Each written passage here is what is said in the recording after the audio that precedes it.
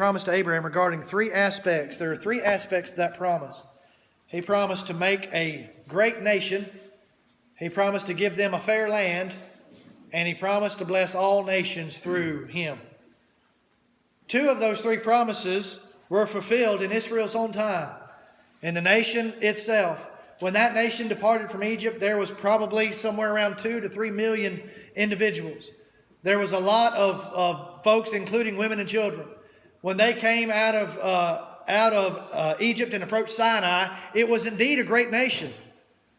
As a matter of fact, if you go back to the first couple of books of Exodus, you could see that Pharaoh was concerned because of how many the progeny of Jacob really were. So God did, in fact, bless Abraham with a great nation that would flow from his loins. Now, of course, that physical promise really had a spiritual application also that was far greater. We'll get to that. He was also promised to bring him into a land that flowed with milk and honey. You know, Moses never got to take this nation across the Jordan.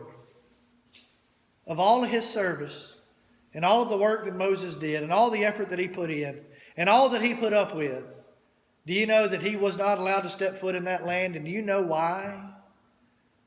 The book of Numbers in chapter 20, as Israel approaches Sinai and they are in the wilderness of Zin, there is a murmur that comes among the people. And God is going to provide water for them. And God tells Moses that he is to approach a specific rock and he is to speak to the rock. And when he speaks to the rock, God would bring forth water out of the rock. Well, Moses is already really irate with this nation already. And we know how stubborn and hard-headed they were.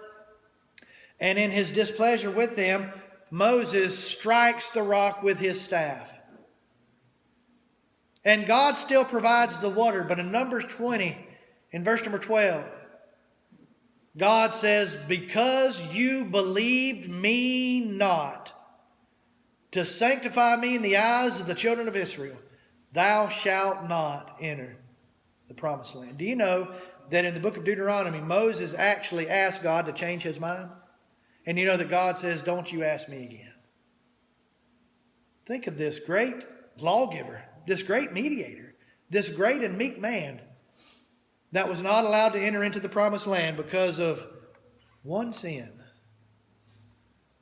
Now the point